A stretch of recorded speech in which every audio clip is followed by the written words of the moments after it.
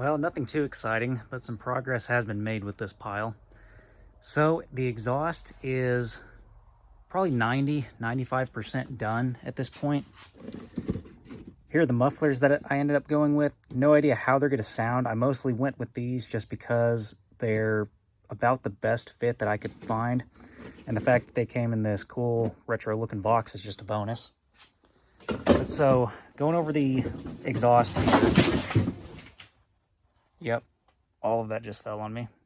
All right, back to the exhaust now that the mountain of trash behind me is stacked back up.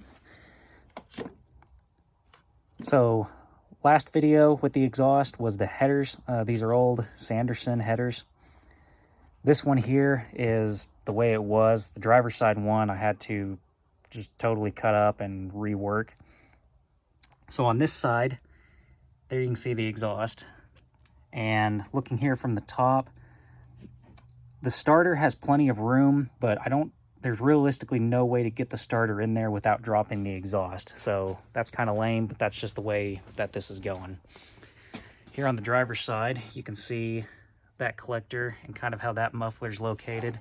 Absolutely no issues with clearance, with pretty much anything there, like the oil filter and everything. And if we go under the car, there you can see the collector and the collector over there running into the muffler. So these are not glass packs.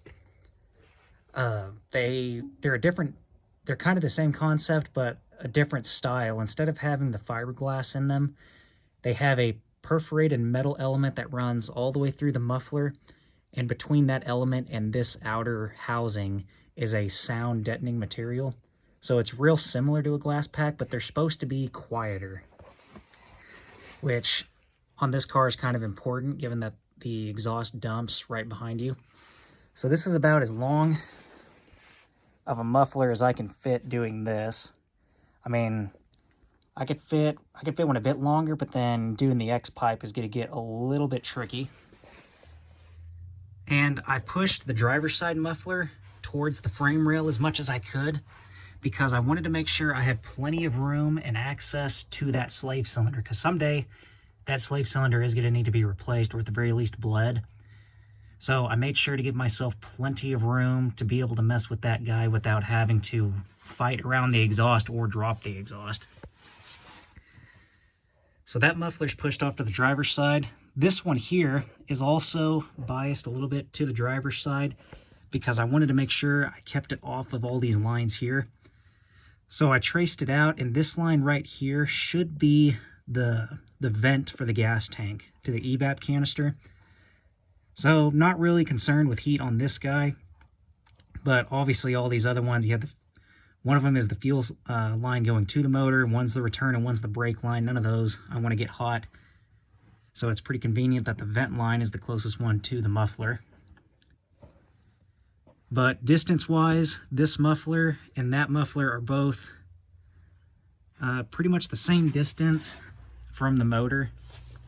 The actual collector length is going to be a little different on both of them, but there was just no way around that. So both of them then run into the X pipe. So I wanted to go with an X pipe just because I think the X pipe looks cooler and maybe it flows just a little bit better than an H pipe. But mostly I wanted something so that the exhaust note would be balanced from one side of the car to the other. Oh, there's Scooby. So I had to do a little bit of zoomy action under the frame rail, back up above the frame rail, and then it's just a side dump right there. So I don't have the mount done yet. I think I'm going to do a single mount right here in the middle to the transmission cross member, so that'll give it 3 points of contact, which I think will be pretty good. And then I also need to put a bung in up here for the wideband O2 sensor. And the fact that it's in the X pipe means it'll be reading off of both banks, which is pretty convenient. So it's not what I wanted to do originally, but I ended up going with the side dump exhaust. I did not want to do side pipes. I don't think they would look right on this car at all. So this was the best alternative I could come up with because there really isn't a way to get it past the differential while maintaining dual exhaust. And I really wanted to maintain dual exhaust. And this exhaust is 2 1/4, if I remember right. So I also wanted to have at least 2 1/4 inch exhaust. And I wanted it to be a true dual exhaust all the way to the back. And this is the reason that I wasn't able to do a true dual exhaust all the way through the back, because right there, that hole is the only place where you can really get the exhaust past the differential, past the subframe and all that, because it's supposed to go through that hole under this axle, and then you'd have the muffler right here. I didn't realistically see any way of getting 2 1/4 inch pipes through there, so hence the way the exhaust is done now. And as far as this goes, I'm just not going to worry about it. I don't think it'll really be that noticeable once the bumper's on the car, and to me it's just not worth the added bodywork and hassle to fill that in. But I feel pretty good about it. I think it looks pretty solid. It hugs the floor pretty decent. So hopefully it sounds good. I'm confident it'll flow good. I mean, I don't see how it couldn't. I'm just mostly worried about it being too loud, especially with where the exhaust exits. Definitely the oldest tool on this job. And if I can find them, I'll post the 2 links for the exhaust kits that I got. One of them was just the X-Pipe kit, which came with 4 of those long 45s. Those were really handy. And then I also bought a kit that had just a bunch of bends and 2 sections of straight pipe in it. So there's the exhaust mount. I feel pretty good about it. It's got a spring in there for dampening. Man, I tell you what, I did some really quality work back in 2018. So this is the original exhaust from the Datsun, and I had stuck this bung on here in about the most crackhead fashion possible. I'm going to go ahead and just, because I have nothing to lose here, I'm going to go ahead and try to break it off and see if I can reuse it. Well, I'm definitely not going to be building any submarines with those welds. Goodness. Well, I think this is as wrapped up as I'm going to be able to get it for now. The exhaust tips should be the last thing that this needs. So I got the mount here. I went ahead and finished welding that up. So that should be pretty solid. And putting the mount in the middle over here by the X-Pipe actually worked out really good, because the whole exhaust will pretty much balance perfectly on that bolt. So I undid the collectors, put the floor jack under the X-Pipe, and just lowered the whole thing down, and there really wasn't any drama to it. One thing I did have to do is I put a relief cut in here, because I knew this thing was going to move around a little bit after I welded, well, while I welded it up, I should say. And sure enough, this pipe over here, or one of them, got sucked in too much.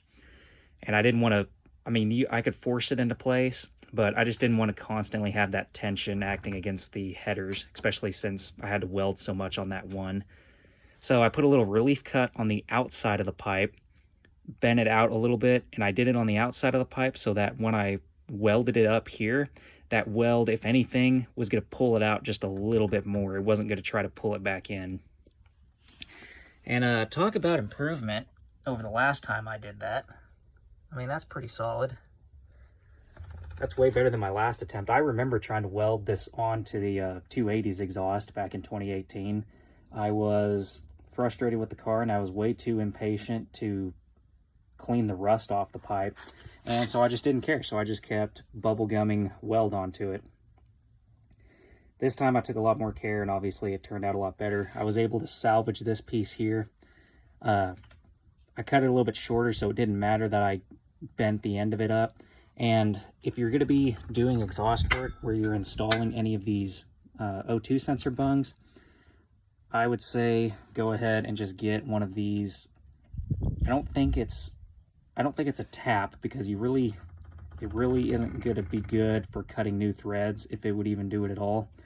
It's really just a tool for cleaning up threads. So after you weld the bung in, it's going to be a little distorted, or something will have happened to it. Either that, or these little BBs will get down in there.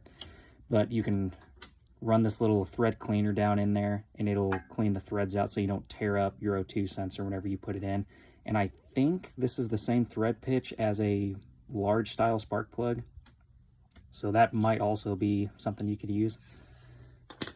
And I make sure to locate the O2 sensor above horizontal, because what you don't want is you don't want the sensor facing down, because then any moisture in the exhaust will collect in the end of the sensor and tear it up or ruin it. So this way, at least, the water will run out of the sensor and down into the exhaust. So I feel good about it. I really pleased with how that turned out. I absolutely love how those mufflers turned out. The welds turned out even pretty good. So I'm happy with it. Hopefully the sound is right, and hopefully it doesn't give me any problems. But I'm gonna go ahead and wrap this up and we'll call this done.